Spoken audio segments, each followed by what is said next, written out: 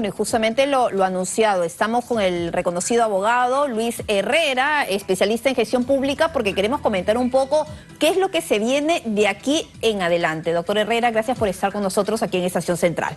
Gracias por la invitación. Y lo escuchó seguramente, sí, porque además fue un discurso breve, la presentación de esta cuestión de confianza por parte del Premier ante el Pleno del Congreso. ¿Usted cree realmente que los parlamentarios esperaban que iba a ser una cuestión de confianza en torno a esta ley antirreferéndum? No, parece que ha sido una jugada interesante de parte del Ejecutivo para, como dicen, poner en el terreno de juego en este momento ese debate que es la discusión entre lo que es la democracia representativa y un modelo de democracia plebiscitaria que es la que persigue el Ejecutivo, ¿no? ¿Qué nos mantendría de aquí para adelante, si es que triunfaran, en una permanente campaña electoral, que es lo que parece que es lo único que el Ejecutivo a nivel discursivo mantiene? Pues ellos lo que tienen es un discurso de victimización, de ofertas políticas, pero de ejecución, y desde el punto de vista de la gestión, de eficiencia, nada, ¿no? Entonces, yo creo que la estrategia está orientada a eso, ¿no? Y además Vladimir Cerrón ha sido bastante categórico en su tuit, ¿no? Que sí ha compartido a través de sus redes sociales, dándole la razón al Premier, apoyando el tema, pues, de derogar esta ley antirreferéndum, porque el camino, ha dicho él mismo, la Asamblea Constituyente y una nueva Constitución. Claro, o sea, vemos ahí la gran diferencia del ahí tema está justamente conceptual, el tuit, ¿no? Esto es un claro enfoque de lo que conocemos como la democracia publicitaria. No le interesa al Congreso, no les interesa la representación política obtenida por el voto popular. Lo que les interesa es llevar el tema a un campo publicitario donde nos hagan vivir o mantener en permanente campaña electoral. ¿No? Y además lo relacionan bien con el tema del pueblo, las necesidades. Claro. El presidente prácticamente en paralelo, cumpliendo su agenda en el norte del país, en Lambayeque, reuniéndose con diferentes gremios, además, lanzando básicamente el mismo discurso. Así es. Lo que pasa es que mantenerse en campaña política permanente con recursos del Estado es bien fácil, ¿no? Pero ahora, si vamos al tema de hablar de lo que es la ejecución pública, o sea, ok, el Estado en acción. Yo diría, sería fantástico escuchar del Ejecutivo un debate a nivel congresal de parte de sus bancadas donde realmente señalen cuáles son sus líneas de trabajo a nivel de gestión pública que el Congreso le impide hacer. O sea, el Congreso tiene algo que ver, por ejemplo, que el Ejecutivo demore en lo que es la implementación de los proyectos de construcción de hospitales, en el mantenimiento de los colegios, en la construcción y apertura de carreteras, en los temas de salud. No tiene nada que ver el Congreso ahí. Congreso de Eso la República. Es pura ineficiencia de parte de la gestión pública. Pura ineficiencia de la gestión pública, pero que es bien aprovechada por el presidente de la República, por todo el gabinete, por el Premier, claro, cuando viaja al interior. Primero fueron los consejos descentralizados, ahora, bueno, son todos esos eventos que están realizando, incluso, no solamente cuando viaja al interior, sino también en Palacio de Gobierno, cuando tiene sus reuniones con diversos frentes, donde, bueno, le echa prácticamente siempre la responsabilidad al Congreso de la República por la demora, ¿no? Y por el mantenimiento de estas brechas tan abismales que existen en Lima, por ejemplo, y el interior del país, el tema de la educación, la salud, claro, y la inseguridad ciudadana, que ha incluido también en la agenda. Es que el señor Castillo y sus ministros no saben hacer gobierno, lo único que saben hacer es campaña electoral.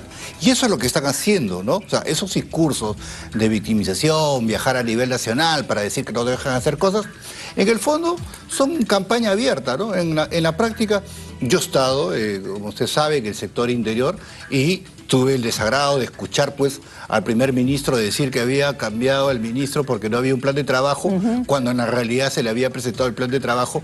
Lo que pasa es que él no había entendido el plan de trabajo. Entonces, hay una diferencia ahí. Lamentablemente, no olvidemos, en todos los regímenes autocráticos, y al premier que le gusta citar a Hitler, ¿no? El nazismo no se hubiera construido si no hubiera tenido jueces y abogados que hubieran defendido las tesis del nazismo en su oportunidad. Es lo mismo que está sucediendo en este momento. Que están defendiendo justamente, pues, una posición y la defienden además, como se dice, de manera cotidiana con uñas y dientes. Escuchamos al ministro de Justicia, el señor Félix Chero, y también al ministro de Trabajo, Alejandro Salas, luego de la presentación de esta cuestión de confianza, cómo han hecho una defensa férrea en lo que se ha decidido. Ahora, durante el discurso el Premier lo que ha dicho en más de una ocasión, que esto no es el inicio del camino hacia el cierre del Congreso. Lo ha dicho 3, 4, 5 veces y además ha dicho, bueno, pero nosotros tenemos la potestad incluso, pero no lo vamos a hacer, de presentar 2 o 3 cuestiones de confianza en simultáneo y esto podría tardar 5 días, como diciendo que en 5 días se podría cerrar el Parlamento. No lo han dicho así abiertamente, pero ha habido, se trata de una amenaza velada. ¿Qué es lo que han querido decir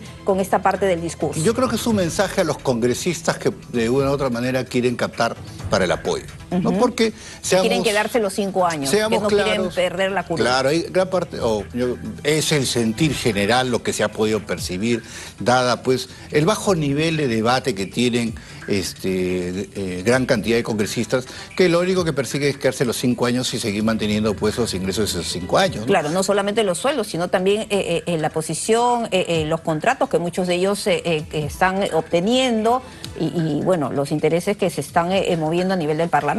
Eso es lo lamentable porque primero no hay partidos políticos. Segundo, o sea, si nosotros hiciéramos yo digo, yo no soy constitucionalista, pero mis profesores me enseñaron a leer la Constitución y a leer la ley.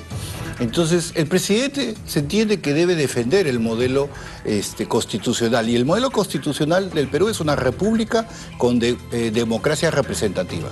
El intento que están haciendo de forzar la derogación de una ley, que lo único que hace es regular el artículo 206 de la Constitución, para llevarnos en la práctica a un modelo plebiscitario, es cambiar el modelo constitucional de la república. Eso perfectamente encaja en el concepto de lo que es una infracción constitucional en el marco del artículo 99 de la Constitución. Aunque se ha dicho, y eso lo apunté porque él lo ha dicho también en 2 ocasiones, se trata de una norma ordinaria, no constitucional. Lo que pasa es que la norma que señala es ordinaria, pero el contenido que regula esa norma es constitucional, porque expresamente tiene que ver con el tema. El 206 dice, todo intento de reforma parcial o total en la Constitución ¿tiene que pasar por el Congreso? Tiene que pasar por el Congreso. Claro. Entonces, al tratar de forzar la derogación de esta ley que causa esta secuencia, este concepto, obviamente lo que nos está llevando, como digo, es ese modelo de democracia plebiscitaria. Como ya no tiene que pasar por el Congreso, sino que solamente el órgano electoral lo convoca cuando se cumplen los requisitos, esto es cuando está la cantidad de firmas necesarias. Eso es bien riesgoso. Entonces bien, si eso se aprueba, el día de mañana vamos a tener pues cola en el Jurado Nacional para comprar los kits. Para comprar los kits. Entonces eso nos lleva a una situación de permanente campaña de parte de quienes van a instigar esto, que es obviamente los grupos que apoyan al gobierno, y vamos a tener pues al presidente, a sus ministros, hablando del tema, haciendo campaña, pero nada de gobernar. Y finalmente, ¿quién tendría que resolver? Porque todo es indicar que acá va a haber pues otro elemento de tensión y de desacuerdo, porque es lo que ha dicho justamente pues el ministro de Trabajo, Alejandro Salas, pero también el Premier, que aquí la pelota, bueno, está en la cancha del Congreso, pero además, luego de la decisión del Congreso, va a ser una posición exclusiva y excluyente del Ejecutivo las acciones que se van a adoptar. Lo que dice el ministro no es correcto porque, primero, el Pleno ha derivado este proyecto a la Comisión de Constitución. La Comisión de la Constitución tiene que emitir un informe y si señala de que no procede, pues no procede. Ahora, pero lo que dicen algunos, no sé, es que se tenía que ver esta cuestión de confianza en la misma sesión o en la siguiente, que es la próxima semana. No. O sea, yo creo que ha hecho bien el Congreso a enviar este tema a la Comisión de Constitución, dado la característica del tema. La Comisión va a emitir su informe y si lo rechaza, dado los procedimientos que están en el reglamento del Congreso, pues se rechazará. Además... Pero si se rechaza, ¿eso se tomaría como un rechazo a la cuestión de confianza planteada? Yo creo que sí. ¿Ya? Sí, porque efectivamente es un tema de discusión. O sea, ya habíamos discutido anteriormente que el tema se rechaza cuando de manera expresa el Congreso vota en contra. Acá hay un tema de decir que la Comisión del Congreso lo va a rechazar, pero en la práctica, pues obviamente es rechazarlo. Pero, como decíamos, El tema está en trámite ante el Tribunal Constitucional, que todavía no se pronuncia. El Jurado Nacional de Elecciones ha dicho que la norma es constitucional, ¿no? Entonces, el Congreso, como digo yo, el Poder Ejecutivo se pone en esta situación ante una infracción constitucional al tratar de forzar el cambio del modelo de república de una democracia representativa a una democracia plebiscitaria. Yo creo que eso es lo peligroso, ¿no? Y ahí yo creo que el Congreso, y lamentablemente tenemos un Congreso timorato porque no está actuando, tranquilamente creo yo que podría causar el presidente por el tema de la infracción constitucional en este caso. ¿Timorato porque son novatos o porque hay unos intereses de por medio?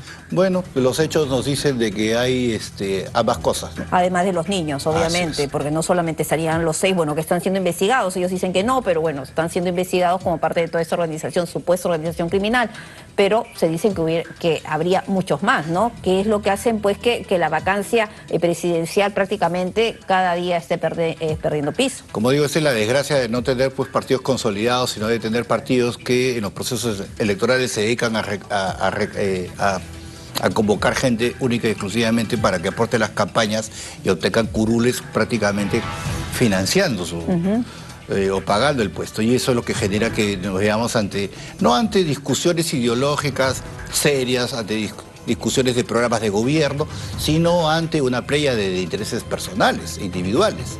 Ese es el gran problema que tenemos como país en este momento, ¿no? ¿Y cuál sería el tema de la negación fáctica? Se ha hablado mucho, el tema de rehusar esta cuestión de confianza. ¿Cómo se entiende? Lo de la negación fáctica no se puede comparar lo que pasó con el expresidente Martín Vizcarra, porque en ese momento no había esta posición del Tribunal Constitucional, claro, ni una norma, ¿no?, que ahora hay. Hace unos días hablamos justamente aquí del tema de que al final estos son temas de fuerza. En la época del presidente Vizcarra pudo hacer lo que hizo, este golpe de Estado que ocasionó, porque el Tribunal Constitucional de ese tiempo, que era justamente el que había que cambiar, votó porque no se cambie, ¿no? O sea, ellos mismos votaron para poder seguir manteniendo su posición, algo que por lo menos éticamente es bastante discutible, ¿no?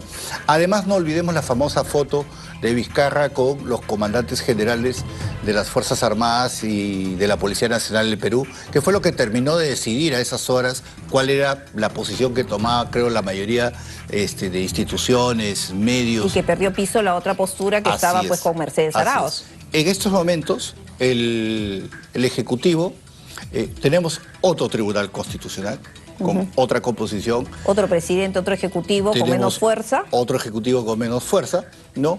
Y la posición de las Fuerzas Armadas es una posición que todavía... las Fuerzas Armadas están manteniendo, creo, escrupulosamente su rol de no intervención, pero en un momento como este, de darse la circunstancia de que el Premier diga de que se le ha negado la confianza y pretenda ir por una segunda, ¿no?, forzando el tema, es como donde finalmente se va a ver, se va a tener que resolver el tema. Y el tema, como digo, finalmente se va a resolver sobre quién puede detenta y ejerce realmente el respaldo, no solamente de la población, sino también de las instituciones tutelares de la patria. Y ya para ir terminando, lo que ha dicho el Premier y que ha llamado mucho la atención, no tanto los cuestionamientos hacia la fiscal de la Nación, la doctora Benavides, porque eso ya lo hemos venido escuchando en los últimos tiempos, pero lo que ha dicho, señalando quién tendría que estar en la cárcel, ella o yo, a quién creerle, a ella o yo, así de manera pública en el Pleno. Mire, ya bueno, primero hay que decir que es lamentable viniendo de un primer ministro, viniendo de un abogado que él mismo señala es reconocido y respetado. Como digo, lamentablemente en estos momentos tenemos abogados, y creo que el primer ministro es el primero, que ya tomó pues una posición de defender el régimen a capa y espada, y la interpretación de la ley que realiza, lo realiza a su manera, como él la entiende, ¿no? Yo no comparto ciertamente la interpretación de la ley que hace el doctor Como él Torres, lo quiere entender. Como él lo quiere entender. Que es otra cosa. Ahora, que sobre eso, además, violente el rol constitucional del Ministerio Público, porque aquí hay que despersonalizar las cosas, ¿no? Más allá de la fiscal de la Nación, más allá de los oficiales que participen en la investigación, aquí es el rol constitucional que le toca al Ministerio Público. Entonces, toda la democracia se basa sustancialmente en la confianza que se tiene, además. En las instituciones, pero principalmente en la confianza que se le tiene al sistema de administración de justicia. O sea, si no hay confianza en el sistema de administración de justicia, no hay transparencia, igualdad en la administración de justicia, entonces como sociedad estamos perdidos. Entonces lo que está haciendo el Premier a cada paso y en cada discurso es ir en contra de la es mellar estabilidad. la credibilidad, aún Total, más, ¿no? Porque sabemos que, bueno, la credibilidad de los operadores de justicia, de todo el sistema, está por los suelos, ¿no? Hay que decirlo también, pero como que la nueva gestión estaba trabajando paso a paso para recuperar esta credibilidad perdida. Claro, o sea, ¿de dónde se genera más confianza? ¿De la acción o de la omisión? De la acción, ¿no? Entonces, si está investigando, ¿no? Si se está investigando, si como siempre hemos dicho, todos los problemas que tiene el Ejecutivo, más allá de que se pueda estar de acuerdo o en desacuerdo con su forma de pensar, con su base ideológica o lo que fuese, los problemas que tiene el Ejecutivo no son por cuestiones ideológicas, son por actos propios que están relacionados a presuntos actos de corrupción, nuevamente. Zarratea, los sobrinos, los contratos, todos esos... los sellos en la casa, vivienda. O sea, todo eso es acto propio. Entonces, ¿de dónde pues aquí el Premier y sus ministros vienen que de verdad ya de una manera cansina, aburrida, insultante para gran parte de la población, dale y dale con un discurso que la única finalidad que tiene es simplemente mantener la contradicción en el debate? Porque como digo, el Ejecutivo a nivel de lo que es gestión pública no tiene logros ni resultados que presentar de manera real. O sea, ir y decir que se ha hecho un colegio, o sea, perdón, la administración pública en general, en el último quinquenio hay cerca de 2.000 proyectos de inversión pública y solamente tenemos el 10% caminando en ejecución. Eso es por ineficiencia. Claro. Y ya no se puede decir que es culpa de los gobiernos anteriores porque este gobierno ya tiene más de 15 meses en acción. O sea, ya es la incapacidad del gobierno lo que está lo que se muestra de manera evidente en las distintas áreas. Y ya hemos dicho, gran parte de ese tema es malos ministros, malos equipos, rotación de los equipos. Si no hay metas, si no hay planes, si no hay equipo y si no hay liderazgo, ningún un gobierno va a avanzar, y este gobierno carece de las 4 cosas. Perfecto, doctora Herrera, muchísimas gracias por haber estado con nosotros. Y bueno, esperemos qué es lo que va a pasar, pero bueno, todo hace indicar, por lo que hemos visto, es que los enfrentamientos van a ir escalando, lamentablemente, aquí en nuestro país. El Congreso se tiene que poner firme y de una vez tiene que decidir para qué lado de la historia está. Perfecto. Muchísimas gracias por haber estado nuevamente con nosotros. A usted. Y vamos con más.